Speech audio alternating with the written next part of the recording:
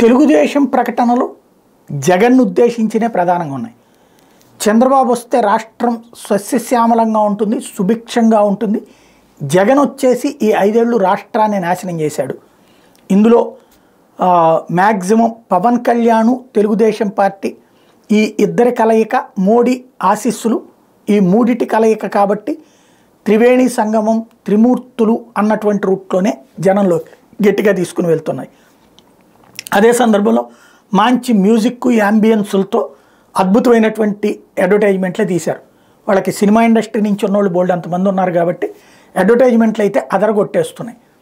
అసలు ఈ ప్రభుత్వం దేశంలో అరాచకమే చేసేస్తుంది. అసలు ఇక్కడ ఆంధ్రప్రదేశ్లో ఎవరు సుఖంగా లేరు, అందరూ కూడా ఈ ప్రభుత్వాన్ని దించాలని కోరుకుంటున్నారు అన్నటువంటి తరహాలో చంద్రబాబు వస్తేనే రాష్ట్రం బాగుపడిపోతుంది అన్నటువంటి పవన్ కళ్యాణ్ మాటల లాంటి వాటిని హైలైట్ చేస్తూ తీస్తున్నటువంటి అడ్వర్టైజ్మెంట్లు జనంలోకి అయితే బాగానే వెళ్తున్నాయి.